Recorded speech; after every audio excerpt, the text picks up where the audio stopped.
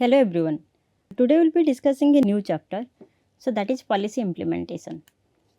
Okay. And in this module, we have designed the outline in a such way that we can get into know the theoretical aspects of policy implementation as well as some of the practical aspects of policy implementation by taking case studies of MNRGA and case study of Ayushman Bharat. Okay. So based on this entire outline of the week, so now we'll be focusing on the today's lecture, right? So in today's lecture, the outline would be covering from policy implementation and its understanding, and then what are the policy implementation processes, actors and institutions in policy making processes, and also the parliament in policy implementation. Okay. So let's understand what is policy implementation first.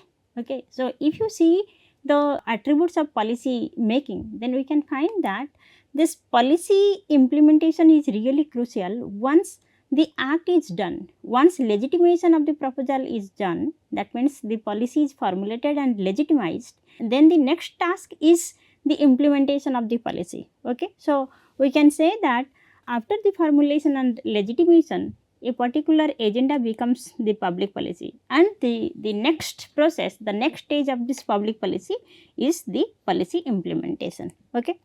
So we can define this policy implementation as what happens after a bill becomes a law, and that is the reason what happens after the bill becomes law. So that is the reason we are in this stage, we are interested to know how the law is materialized into effect and or how the law can be applied to the targeted issue, targeted population to achieve the goal.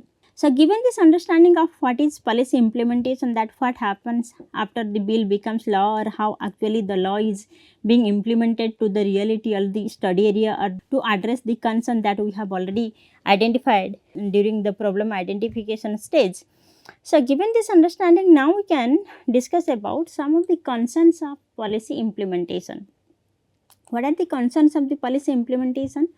So the policy implementation is concerned with some of the key areas. The first area or the first point is that the policy implementation must take into account who are the agencies and officials, those who are given the responsibility of the policy implementation. So the agencies and officials, those who are involved in the policy implementation, is the first concern of the policy implementation. So if the agencies and officials are quite efficient enough to implement the policy, then policy implementations are likely to be success. Otherwise, there would be challenges. Okay. So, and the next concern of the policy implementation is that if the agencies and officials are involved in the policy implementation, the next task is what kind of procedures, rules, regulations or models they are going to follow or they are following for the policy implementation. So these methods or these processes and techniques and knowledge, experiences, they are also of very vital importance for the policy implementation as well. Okay.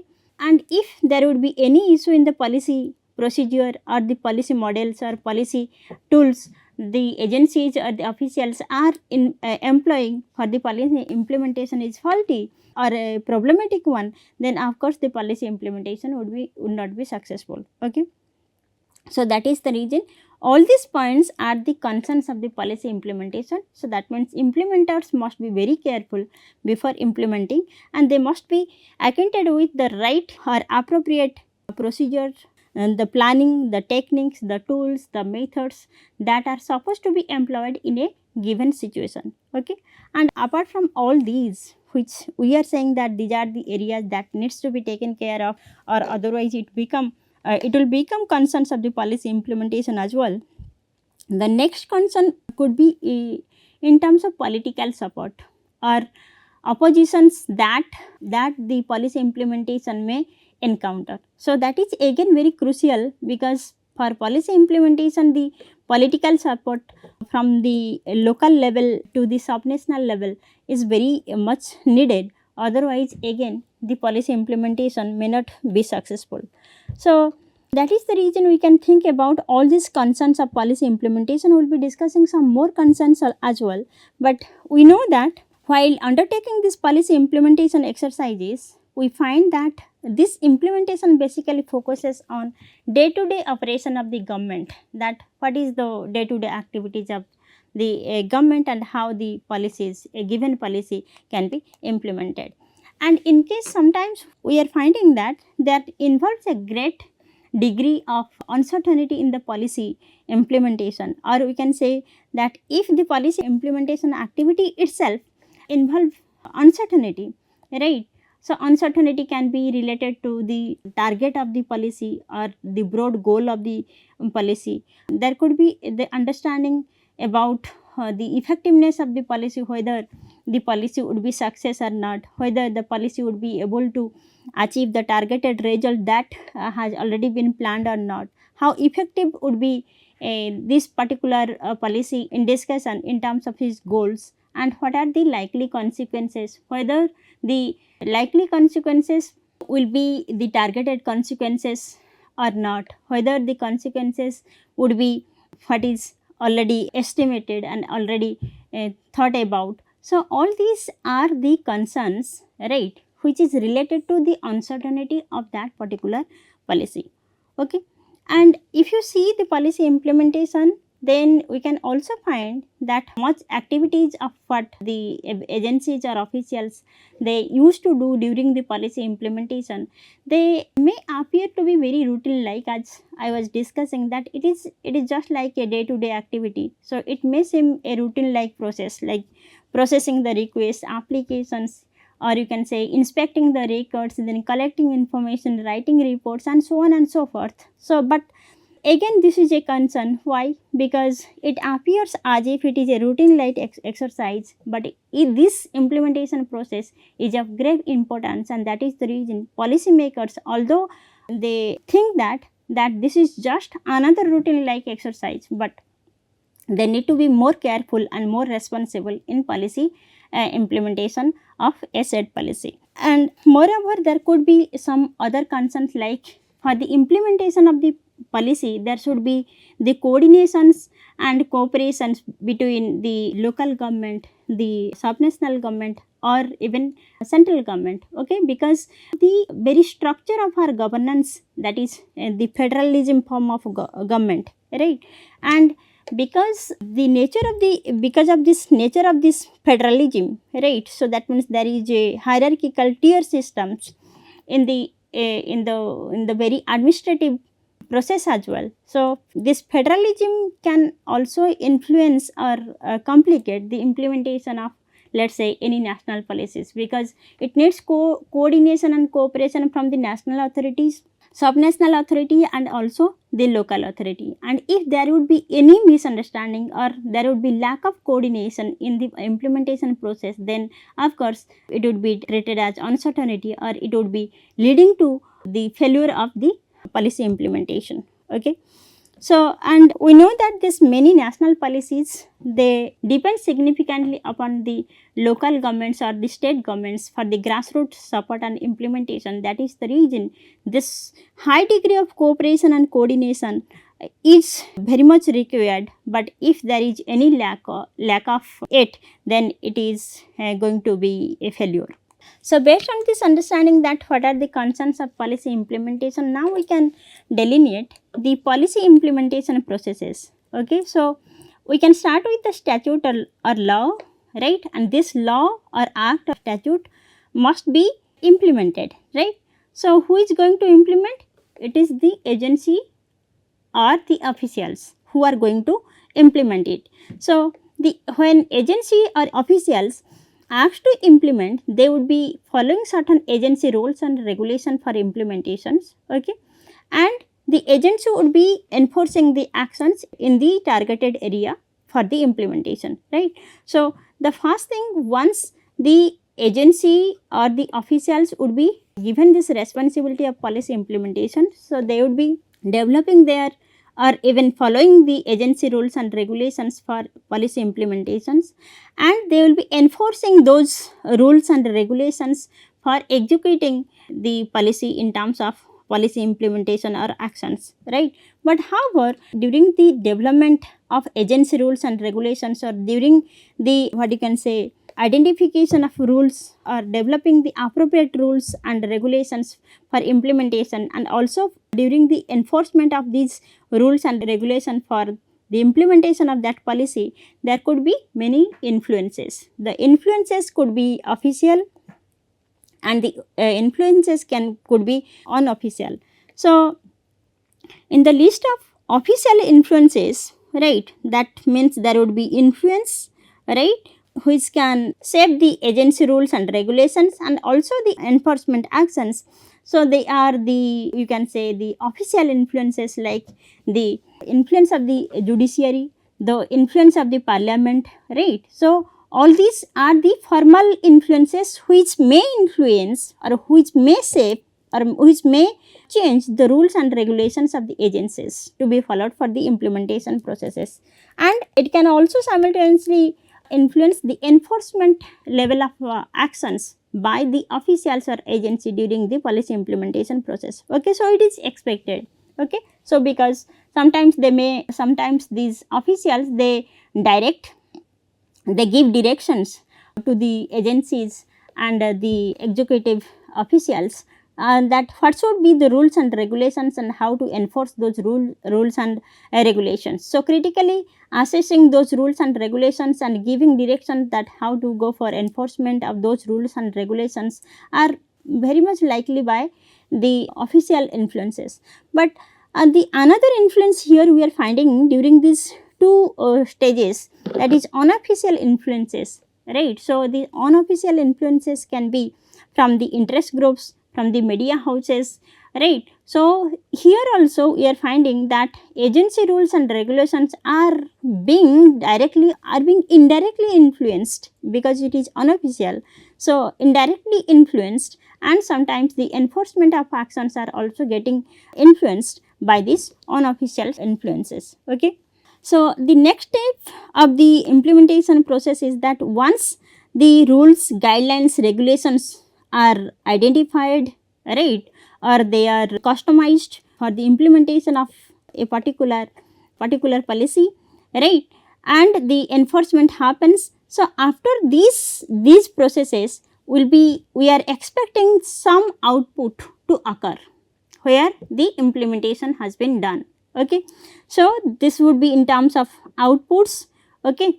And simultaneously we can also find after a point of time we can also find some outcomes because of the policy implementation. So, outputs and outcomes are the results of the policy implementations, and again the outcomes can be intended and outcomes can be unintended as well. So, what is this intended outcomes? That which is expected. The previously the policy makers and the policy executives, the officials, they can forecast that what are the likely outcomes because of the influence of the or implementation of this particular policy. But what are the unintended policy outcomes? The results which are not forecasted, which are not thought of, that this particular thing would be happen or this particular consequences would happen because of the policy implementation. So, that is known as the unintended policy outcomes. Okay. So, this is in a broad sense the implementation processes. We start with the implementation of the statutes, okay, and the final result is in terms of the outcomes. So, outcomes are largely qualitative in nature, right, and outputs are largely in quantitative in nature. So, the quantitative aspect, the output, right, it is easily measured, but however the outcomes it takes some time. So, it involves a great degree of time. So, that means it can span from a medium term to long term activities. Okay. So, the outcomes can be measured, right, in medium term or long term, whereas outputs are measured in a very short period of time, right. So, and another thing is that since we are finding that the outputs and outcomes are both the results of the implementation processes, but however for getting the outcomes it takes some time. So, that is the reason many times we are finding. So, what is the result of the implementation of a policy? So it is generally expressed in terms of the outputs or quantitative figures, ignoring the outcomes because it takes some time, right? After some good number of time, the intended and unintended consequences can be reflected. Okay, again, intended consequences are the forecasted consequences, or it is already well thought that this may happen, but unintended consequences are beyond the imagination of the policy implementations. Okay, so this is really very crucial in evaluating the policy as well.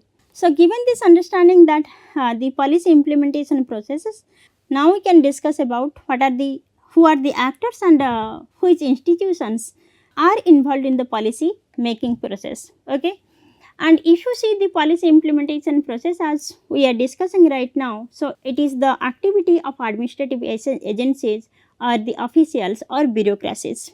Okay, so and in the policy making process, that since we need to identify the actors and institutions in the policy implementation basically, so we can think about different set of administrative agencies and different set of bureaucracies involved in lot of exercise, economic, non-economic or regulatory exercises. So like you can think about the administrative agencies like collecting taxes, operating the postal systems, or you can think about operating schools, regulating banks. There are many utility companies now we can find in our society, right? And we can also think about the controlling and monitoring activities by the administrative agencies, like drugs needs to be monitored, food needs to be monitored and verified, so right, just to ensure their safety standards, right? So there could be so many exercises or so many activities that those are done by administrative agencies. Okay, so now we can think about that since there are lot of exercises or lot of activities where the involvement of bureaucracies are required, we can imagine about the actors and institutions in this policy implementation stage as well. Okay, so basically we can think about, although this bureaucracy or the administrative agencies has a set of officials or a set of what you can say complex set of agencies and bureaucracies would be there in the policy implementation stage, but we can find this administrative agencies are the primary implementers of the public policy. Okay, so and along with, although they are the prime or the main implementers of public policy, but we can also find the other players or other actors who are involved in the policy implementation as well, and thereby they try to contribute that what are the different ways through which the execution of policies are happening through those players other than the administrative agencies. Okay, so who are those players? Because here what is our highlight? The highlight is that of course for the policy implementations the administrative agency or officials would be there, but apart from, and who are known for their primary roles or main responsibilities are given on the administrative agencies, but apart from these administrative agencies there are some other players, right, who are also given some responsibility in the policy implementation. So we need to also speak about those players who are involved in the policy implementation other than the administrative agencies. Okay, so who are those players who are involved in the policy implementation other than the administrators, other than the bureaucrats? So the other players could be the president, the legislature, the courts, the pressure groups, the community organizations. Okay, so all these are the players or actors other than the bureaucracies or administrative agencies. Okay, and these players may be directly involved in the policy implementation, or they also can influence administrative agencies, or sometimes they can be directly involved in the policy implementation and as well as they can influence the administrative agencies. Okay, so given this understanding, now we can discuss about that what is the role of president in policy implementation. Okay, all of us know that there is a great role by the president for the policy formulation, right? That is the reason we discussed about the journey of a bill from a proposal level to the act level, right, till it get legitimized. Okay. So, there we can find the role of the president in policy formulation. Okay. But here we are discussing about the role of president in policy implementations as well. Okay. So, here I would like to discuss about some of the powers of the president, and that is the reason we can very much find the role of the president in the policy implementation as well. So, that is known as the executive power of the president. So, what is the executive power of the president? So, if you see the Constitution of India, Article 53, so the power, the executive power is mentioned for our country. Okay. So, if you follow this Article 53, it is written that the executive power of the country is vested in the president, and this power is exercised by the president either directly or through officers subordinate to him or her in accordance with the constitutions. Okay. So, again this is a very powerful component for the policy implementation, because it is treated as an executive power, right. And through this executive power, the president may exercise directly or through even the officers who are subordinate to him or her as per the constitutions in policy implementation. Okay. And the second article, if you see the article 142 of our constitution, then it is mentioned that it is the duty of the president to enforce the decrees of the Supreme Court. So, there you can see that if you are thinking about the judiciary, and the highest form of the judiciary is the Supreme Court, and the implementation of those decrees or enforcement of those decrees of the Supreme Court is also given to the president as well. Okay. So, in this, so if you see these two articles of the Constitution of India, from these two we can find what is the role of the president in policy implementation as well, not only the policy formulation. Okay. So, apart from the president, so the other actors who are also influencing the policy implementation, or who are also involved in the policy implementation, is the legislature. Okay. So, what is legislature? Our legislative houses or assemblies. Okay. So, we can see that in legislature we can find the members of the legislative bodies or assembly, and they can display much interest in implementation of some policies or couple of policies as well. Okay. So, there also they influence and they can be involved in the policy implementations. Okay. Sometimes we came across the actions like committee hearings or investigations. Okay. So, what is the role of these committee hearings and investigations? So, these are done by these legislative members. Okay. So, they used to form committees and inquire upon the policy implementation or about a particular policy, and they do investigate about a particular policy. They gather information, review the implementation of the policies or said policies. They also publicize the agency action. They also put pressure on agency officials, and also can increase the political reputations of the members of parties as well, or both the parties as well. So, these are some of the areas where legislature also can be involved in the policy implementation process. Okay.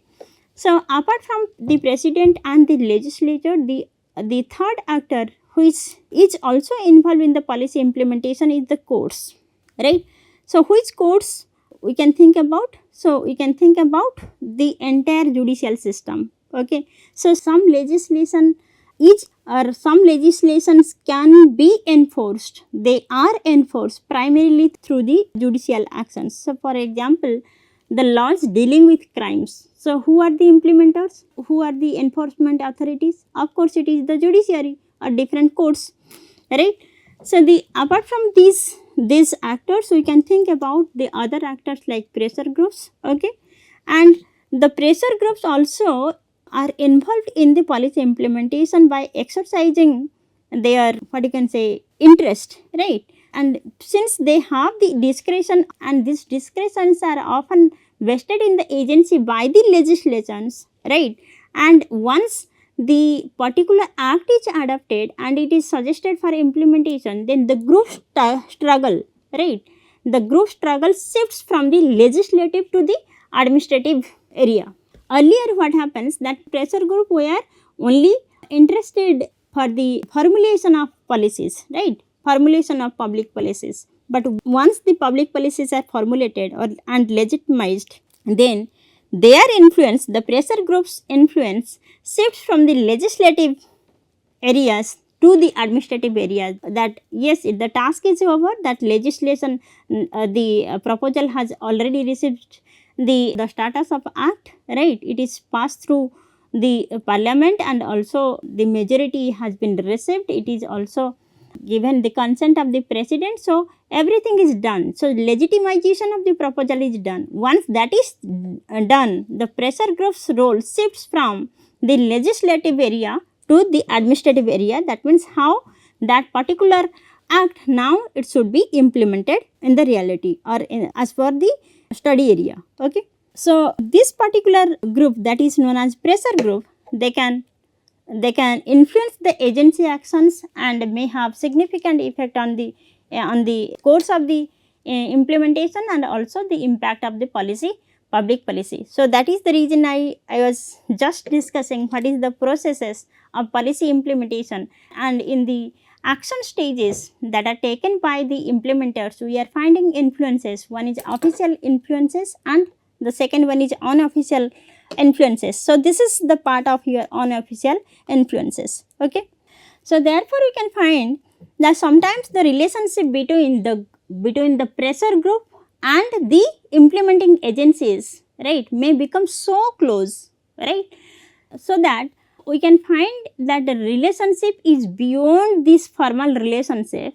Okay, and it leads to allegation that the group has captured the agency or implementing agencies. So sometimes this kind of relationship can also be possible. Okay, and we are finding in reality that the relationship should be closed, but it should not be so close that there would be allegation that the group has already captured the agency, or as per the directives, as per the influence of the pressure groups, the agency would be implementing the policy. Okay, so this kind of situation should not happen in an idle stage and in an idle state. But yes, in reality or in practice, this kind of things are also happening. So there you can find out what is the role of the pressure groups in policy implementation. Okay. So we can also think about some other actors like community organizations who are also influencing in the policy implementation stage. Okay. So let's talk about the community organizations at local level. So at the local level also, the community and organizations, they occasionally have been used in the administrative or administration of the national policies. For example, we can think about the case of farmers committee, right? Farmers committee under income support group, or farmers committee, role of the farmers committee in case of the soil conservation programs of the in the Department of Agriculture. So this is how we can find that the local community organizations can also influence the policy implementation at policy implementations or policies, those who are already formulated by the national agencies. Okay. So some of the other examples that we can think about regarding the policy organizations, community organizations in the policy implementation. For example, you might have heard about the Parliamentary Kisan Samman Nidhi, PM Kisan Yojana, then Parliamentary Kisan Mandhan Yojana, PMKMY, or Kisan Credit Card. So here we are finding the community organizations or farmers committees, those who are influencing or those who are involved in the policy implementation of the national policies as well. Okay. So likewise we can think about some other community organizations like Rainfed Area Development and Soil and Land Use Survey of India. So here we are finding the great involvement of community organization in the policy implementation as well. Okay. So now we can move to the understanding of different aspects of policy implementations, right? So the policy implementations, as I told you, can be successful if there is a greater involvement of coordination and cooperation by the state and central governments, since we have a federal structure. And for the success of a particular policy implementation, we need the combined work by the state and central governments as well. So in modern democracies or in modern time, most of the countries have this federal structure or federal form of governance, and generally many countries we are finding 3-tier systems of the governance, that is the union government, the state government and local government. So for the implementation of a particular policy, let's say that the policy is a national policy, but it is to be implemented in the ground, right? So that means it is the local government who are involved in the policy implementation. Okay, so as this particular implementation of the policy is a process of putting effort into effect or carrying out the authoritative decisions of the government and the central government, state government agencies are very crucial in the implementation of the decisions of the central governments. Okay, so the policy implementation is really very critical important for the success of any government, and that is the reason we need the combined coordinations and cooperation from all these 3-tier governments. And sometimes we are finding that the implementation may take a top down approach or a bottom up approach. So whatever the approach that we follow in policy implementation, but many times in reality we are finding the credits are given to the top officials, right, for the implementation. So for example, in case of top down approach, as it focuses on the actions of the top level officials, right. So the policy is now implemented under the guidance of the top officials, right, and the success of the policy implementation depends on the factors like the behaviors of the top officials, whether the policy goals are attained or whether the policy was reformulated based on the experience of this top level officials. So all these are taken care in the case of the top down approach. Okay, so that means the priorities are given to the actions of the top level officials in top down approach. But if you see the bottom up approach as well, so although the actual works are carried forward by the lower officials, but again this bottom up approach also gives too much of attention and emphasis to the top level officials, and sometimes this approach may also ignore or underestimate the efforts of the lower divisional clerks or lower divisional officials in the implementation of a particular policy. Okay, but however you can find that implementation studies, if you see and if you review, then these studies they argue that the focus should be on lower level officials, those who are actually implementing the policies, rather than giving all the credits to the higher level of officials. Okay, and if you see the Indian constitutions, it is largely based on British parliamentary systems, and it requires a policy to be approved by the legislature, the judiciary and also the executive. Okay, so that means the executive system has a very key role in the governance and management of the policy as well. So given this understanding that the three institutions, legislatures, judiciaries and executives, they also play a great role in the implementation of some policy. We'll be discussing those as well. Okay, so let's discuss the parliament in policy implementation.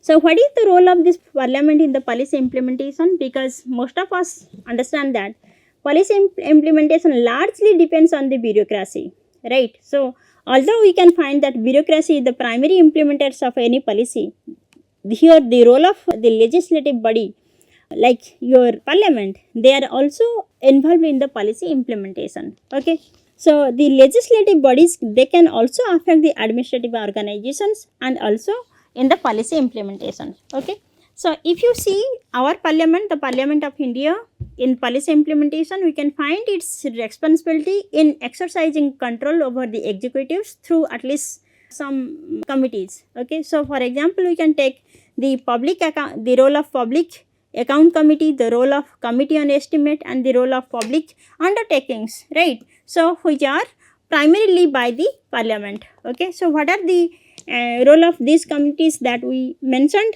right? So the role of public account committee, the estimate committee and the public undertaking committee. Okay, So if you see the Public Account Committee, it primarily examines the accounts for the sums that are granted by the Parliament to the government of India, and also the financial accounts of the government.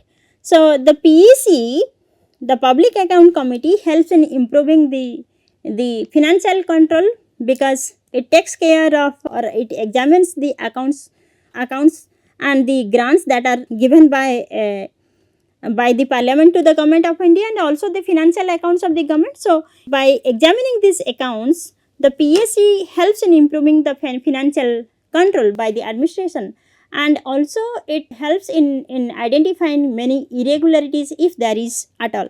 And if you see the second committee, that is the Committee on Estimate, right? So the main function of this estimate committee is to undertake detailed examination of the budget estimates, right? And the budget estimates are put forth by the government, right, in respect of each of the administrative departments. So if you see, there are different administrative departments and they put forth their demand in the budget. Okay.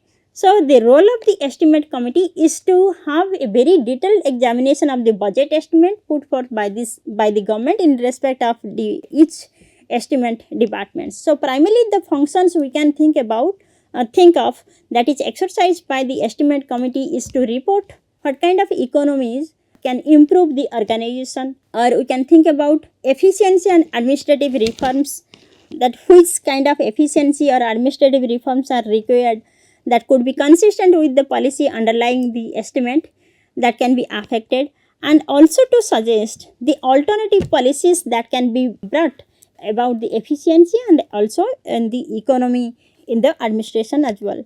So this is what the major functions of the estimate committee. Okay, so primarily it is dealing with the budget estimate, examinations of the budget estimates, suggesting alternative policies so that efficiency and economy in the administration can happen. Okay, and the last committee is the Committee on the Public Undertaking, right?